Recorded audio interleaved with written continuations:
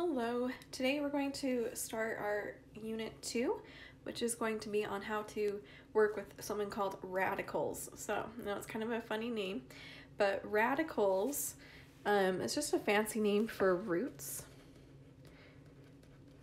So these are going to be like your square roots, your cube roots, things like that.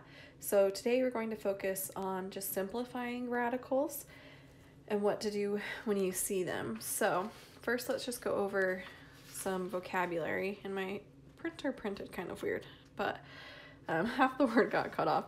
So this shape right here, this is called the radical. I don't know why the top of the word got cut off. So that's the radical. The number inside of the root symbol or the radical is what we call the radicand. I'm just kind of retype this all in. Okay, so that's the radicand. And then the number that goes in this kind of like little nook right here inside the corner of this radical is what we call either the index. I should just rewrite this, it'll be faster. This is what we call the index or the root type. So an important thing to remember though, the most common root that we have is a square root. And with a square root, we don't put the little 2 inside the root. So it's mostly just because it's such a common root, we use it so often, and really it's just because people got lazy. So over the years, we've just dropped writing the little 2 root or index in that little nook right there, and we just write that. So although it's not wrong to put the 2 inside the little corner, we just don't do it. So we just want to write the square root. But you'll see like a cube root will have a 3, a 4 root will have a 4. And so it's important to remember though what a radical is it's asking you what number times itself creates the radicand. So it's kind of backwards of either squaring something or cubing something. So let me make a little note of that. So x squared and the square root of x, these are backwards of each other. So they undo each other, just like how multiplying and dividing or adding and subtracting are opposites in math and they cancel each other. Squares and square roots are cubes and cube roots. So a cube and a cube root would be the same. These are opposite operations and they are going to undo each other, or they're backwards of one another. So that's kind of what a radical is. So a lot of radicals we can simplify in our heads because they're going to be common perfect squares or perfect cubes that we know. So hopefully you have your perfect squares memorized. You might not know your perfect cubes because we haven't used them as much. But if not, it might be helpful to write all of the squares down and the cubes down. So I'm going to just make a list really quick of your squares. And so the first one for 1 squared is just 1. That's our favorite one because it's so easy. And then we have 2 squared is 4. The 3 squared is 9. I'm just gonna keep going down. 4 squared is 16. 5 squared is 25. 6 squared is 36. 7 squared is 49. 8 squared is 64. 9 squared is 81. 10 squared is 100. We'll just go to 10 for now. So again, if you don't have this list memorized, it might be helpful to pause the video really quick and write all of these numbers down so that you have them to refer back to. And then especially for the cubes, these are ones that people don't have memorized as often. And with cubes, we usually don't have to go as high because they get big really quick. So like with squares, we went all the way up to 10. Cubes, you usually don't have to go so high. But we always start off with our first one. 1 cubed is 1. That's always our easy go-to. 2 cubed is 8. 3 cubed is 27. So you can see how much faster it's getting bigger versus the squares. 4 cubed is 64. 5 cubed is 125. 6 cubed is 216. 7 cubed is 343. So again, it's getting a lot bigger, a lot faster. 8 cubed is 512. 9 cubed is 729. And then 10 cubed, you can probably guess this one, is 1,000. So those are the cubes. You probably won't use these bigger ones. Probably the highest you'll go is probably 7. That's usually about the highest I see people work with cubes. Sometimes 10 cubed, just because it's such an easy one, with just adding the zeros on the back. But so again, if you don't have those memorized, it might be helpful to pause the video really quick. I'll write those down. I'll zoom out a little bit so it makes it easier to pause. So go ahead and pause it. And then I'm just going to keep going now. So those are your squares and cubes. So if we get a perfect square or a perfect cube, doing the square root or the cube root is going to be really easy. So again, the definition of what this little root symbol means is saying what number times itself is going to give us 64. And we know, just based off of what we just did, that 8 times 8 is 64. Right? That's a true thing. So you could think of like how you're breaking that 64 up into an 8 times 8. So what is really happening is, because of what the square root does, is it's going to take apart any pairs like this. So taking the square root of 64, we just get back 8. So you can also think of it as 64 is the same as 8 squared. And a square root and a square cancel each other, just like multiplying and dividing do. And so you get 8 back. So however you like to think about it will work, but just make sure you have those perfect squares and perfect cubes memorized. Okay, so this one's a cube, since it has that little 3 in it. So again, if you don't have your perfect cubes memorized, it's really helpful to have that list out, because then if I just look at my list, I see, oh, 27, that's the same as 3 cubed. So 27, again, the cube root, we could rewrite that 27 as a 3 cubed, and think of that 3 root canceling with that power of 3. And so our answer is just a 3.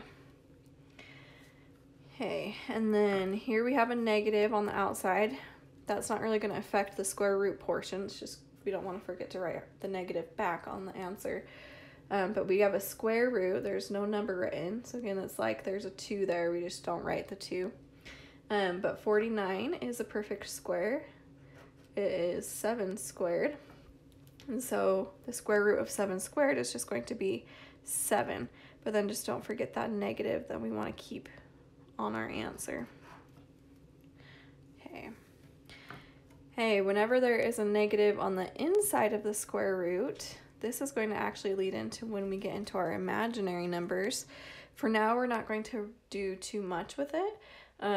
All I need you guys to know is that whenever there is a negative on the inside, not the outside like this one, but the inside of the root, all you're going to do is you're going to put a little curvy eye on the end. But let's do the 16 first. We know that 16 is 4 squared. So this is like I have a negative 4 squared. And so the square root and the square cancel, and we're going to get a 4 by itself. But then instead of this negative, you're going to turn it into a little fancy eye. That's going to turn into your imaginary number. So I'm just going to put that on the back of the number 4.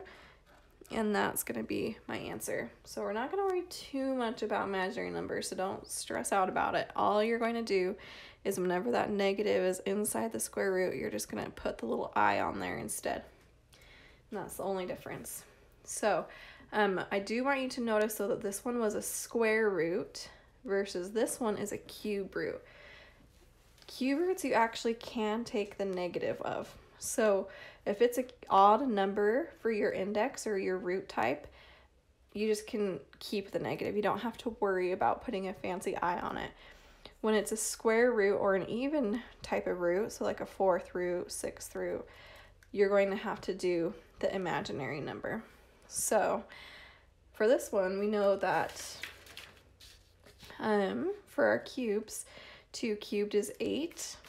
So for this one, -8, this is really like we're doing -2 times -2 times -2, right? So that's the same as -2 cubed. And so when we take the cube root of it, we're just going to get back -2 as our answer. And so again, the difference here between this one having an imaginary I on it for our imaginary number and this one working is the definition of a square root is what number times itself twice is -16. And the problem is if I do, well, 4 times 4 is 16, right? Not -16, so that one doesn't work. And if I do -4 times -4, those two negatives are going to cancel to be a +16. So it still doesn't work to get me that negative number inside the square root. So that's why we had to come up with what we call imaginary numbers to satisfy this scenario. So again, you're only going to have to do the little i's when it's a square root, a 4th root, a 6th root, so an even number root. If it's an odd root, like a 3, 5, 7, you can keep it and it just works nicely. Okay, one last one. So on this one, we have an x here that's being squared. And again, think of this as being a square root. We just don't write the 2 there. But the definition again of a square root and a square is that they are backwards of each other. They undo each other. So this square root and the square cancel each other, and our answer is just the x left over. So those are going to be the easier ones. But sometimes radicals don't contain perfect squares or perfect cubes, so we will have something left over in the answer. So to simplify these, we're going to pull out anything that we can that is a perfect square or perfect cube and leave the leftovers on the inside. So for example, we have here the square root of 20. 20, if I look at my list of perfect squares, it's not on here. 20 would be somewhere between 4 and 5 squared. So it would be a decimal if we put it into our calculator. But we don't like doing decimals, so we're going to do it this way. So what you're going to do is you're going to think of factors of 20. So like 4 times 5 is 20, right? And so we can rewrite that 20 as a 4 times 5, but we know that the square root of 4 is equal to 2. So we're going to pull this part out and take the square root and turn it into the 2. But 5 is not a perfect square, so it has to stay inside the square root. So we leave it in the inside. So this is what we use what we call factoring trees to do this. I'll show you in a second. It's just kind of a visual way for you to see how you're going to break this 20 up into a 4 and a 5. So we only will do this again if it's not a perfect square or a perfect cube. Let's try a couple of these. So here we have the square root of 27, which, careful, 27 is a perfect cube, but not a perfect square. So when I take the square root of it, it doesn't work. If this was a cube root, it would be easy, but it's a square root. So what you're going to do is we're going to do a little factor tree. We're going to think of factors of 27, and we want to try and think of ones that where one of the numbers is going to be a perfect square. So our options for 27 is we could do like 1 and 27, but that won't work or help us at all. But we could also do 9 times 3 is 27, right? Well, we know that the square root of 9 is a perfect square. The square root of 9 is 3. And so we're going to keep that whole number, but then 3 over here is not a perfect square, so I can't take it out of the square root. And so we're just going to keep the square root part. So my answer is going to be 9, wrote that kind of ugly, 9 times the square root. Oh wow, I'm really struggling. We're going to keep the 3, not the 9, and the square root of 3. And that's going to be our answer. Okay, let's do this one. This one looks really intimidating, right, when you see it? So when you see ones like this that have multiple parts, don't freak out. We're just going to do one thing at a time. So for now, let's look at just the 54. So I'm going to write just the square root of 54. So 54 is not a perfect square. If I looked at my list, 54 would be somewhere between 49 and 64. So if I took the square root of it, it would be a decimal between 7 and 8. But rather than get a decimal, we're going to do our little trick here where we're going to break it up into its factors. So we want to think of two numbers that multiply to be 54, preferably ones that are a perfect square. So when the numbers start getting bigger like this, it might be harder to try and do in your head. If you need to, you can use a calculator to help you with that. And you could just start like dividing through numbers to see what's a perfect square. So like I know 4 is a perfect square, right? Okay, well that was a decimal, so that didn't work. We could do 9, and that one did work. So 9 is a perfect square that goes into 54. So that's one way to do it if you don't have it memorized.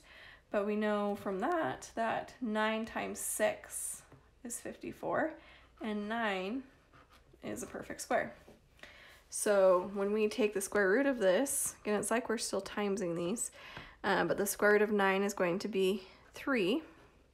But then 6 is not a perfect square, and we can't break it down anymore, really, because if I broke 6 down again, we would just get 3 and 2, and 3 and 2 are not perfect squares either, so it doesn't really help us to break it down more. So we're just going to keep the 3 and we're going to keep the 6. So for our answer, remember we have all this other stuff up here. We're just going to ignore that for now. We're going to write the 3, and then the 6 is going to go on the inside. I'm going to leave a little bit of extra space because we're going to have some other stuff here, but we have the 6. That's going to go there. Okay, now, so I just did the 54. Let's look at just the x to the 4th. So don't worry about the other letters yet. So what this is saying is we're square rooting x to the power of 4. So because this one is an even number, I'm just going to write this over to the side. We have the square root of x to the 4th. We can think of breaking down x to the 4th as x squared times x squared.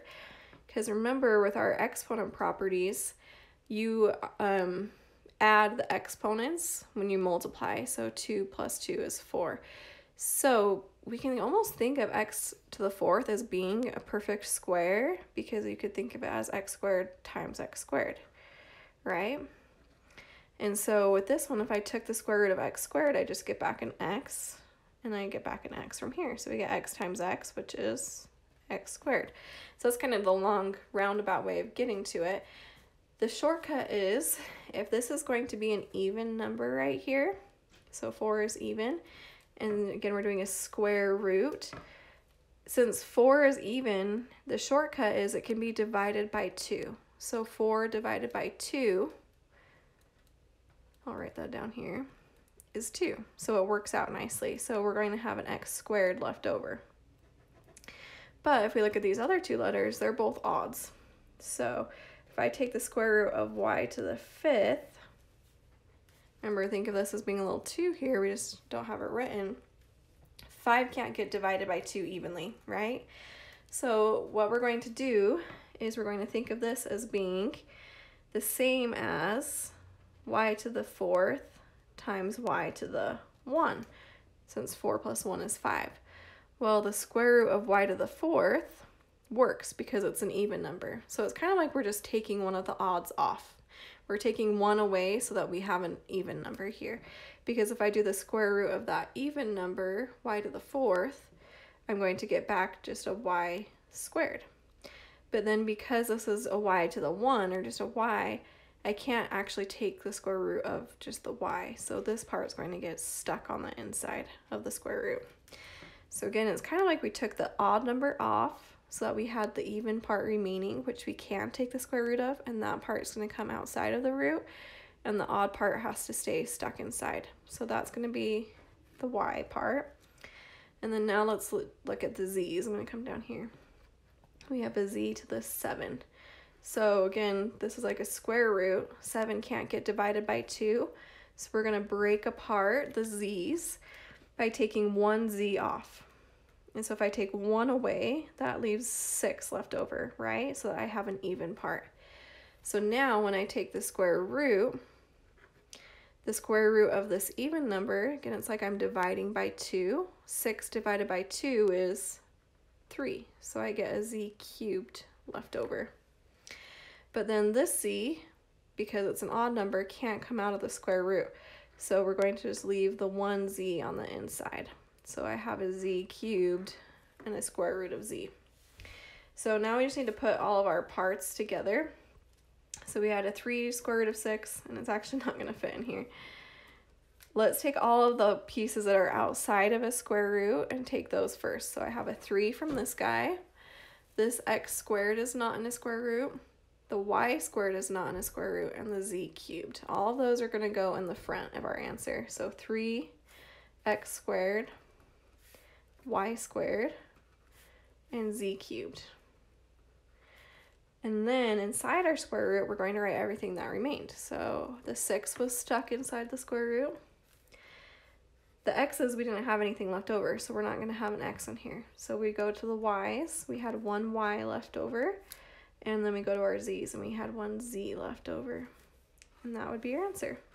So I know that one's kind of a messy, intimidating one. So again, when you get to ones like this, just break it apart. Just do the 54s, then do the x's, then do the y's, then do the z's, and then put it all together. So it's kind of like you're doing 4 problems in 1 problem. Okay, there's that one. Let's look at some more. So this time we have a cube root of 54, a cubed b to the 7. So with this one, let's just break up and do the 54 first. So with our 54, doing a cube root, we can do 27 times the cube root of 2, since 27 times 2 is 54. And the reason I picked that one is because 27 is one of our perfect cubes. So if I look at my list, 27 is 3 cubed. So if I take the cube root of 27, we're just going to get a 3 back. But then we can't take the cube root of 2, so we're just going to keep the 2 in there. So this will be 3 cube root 2. So that's just for the 54. But then we have to do the a cubed. So just like how we did on the last one with the square root, the shortcut here is you can think of dividing this. So 3 can get divided by 3, right? Or a cube root will cancel out a cube. They're backwards of one another. So everything that comes out is just going to be the a by itself. So with a cube root and a cube, they just cancel each other out and we get the a back. But now let's look at our 7. We have the cube root of b to the power of 7. So a cube root can't just cancel out with 7 because they don't match. But just like on up here, how we wanted to find a number, like 2 can get divided by 2, or 4 can get divided by 2, we want to break up our b's so that we can find something that's divisible by 3. So for the b's, we're going to take 1 b off again. So if I take 1 b away from 7, I have 6 left over. And the reason I want that is because 6 can get divided by 3. So if I do the cube root of both of these, 6 divided by 3 is 2. So we have a b squared left over. But then this one, we can't simplify any farther, so we're just going to keep the cube root of b. So here are our 3 parts that we have to put together. So to put them all together now, let's take all the things that are not in a square or a cube root, and those are going to go out in the front. I like to do the numbers first, so 3, and then this a is not in the cube root, and then the b squared is not in the cube root. So then we're going to put all of the cube root stuff together. We have a 2. There's no a's to take, but we do have 1 b. So that would be your answer, 3ab squared times the cube root of 2b. Okay, so hopefully that's starting to feel a little bit better. I know these can be intimidating the first time you do them. Hey, this time we're doing a square root. So again, this is like there's a 2 there. Let's look at just the 60. We want to think of 2 numbers that times to be 60.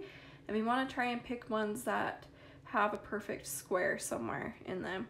So for that, we're looking at like, does 4 go into it? Does 9? Does 16? Does 25? Does 35? Or I mean 36. We want to pick a number that goes into 60 that is a perfect square. So for that, 60 when I divide it by 4 is 15. And I want to pick the 4 since it's a perfect square. So that when I take the square root of 4 can come out as just a 2. And then 15, we get kind of stuck again. I could break it down to be 5 and 3, but that doesn't help me either because 5 and 3 aren't perfect squares. So it's actually just easier to keep the square root of 15. We don't need to have 2 separate square roots from that. So we're just going to keep the 2 and the square root of 15. And that's how you would reduce the 60. Then we have this x here. Not a cube root, we're doing a square root. We have our square root of x, but since this is like a power of 1, we just don't write the exponent on it, and this is like a 2 here. 1 will never be able to be divided by 2. We don't have enough x's to pull anything out. So we're kind of just stuck with that square root of x. So we are just going to have a square root of x. There's no way to reduce or break that down anymore since it's just 1x by itself. But then we do have a cube here. So we're doing a square root of y cubed. And so then on this one, again, 3 can't get divided by 2 evenly. So what we're going to do is we're going to break apart the y's. I'm going to take 1 y off so that when I take 1 y away from 3 y's, I have 2 y's left over. And then when I take the square root of that, 2 divided by 2 works, right? It breaks them evenly. So y squared and the square root cancel with each other and I just get a y back. And then this single y is stuck inside that square root. We can't break it apart anymore. So our answer would be y times the square root of y. And so now for our final answer, we just put everything together. So let's take those front pieces. The 2 and the y are going to go out front. And then the 15x and y are going to go inside one big square root. So 15x. Y, and that would be your answer. So hopefully these are starting to feel a little bit better. Again, whenever you see these longer ones, just do each type by itself first. So do the number by itself, do the x's by itself, do the y's by itself, and then smush them all together at the end.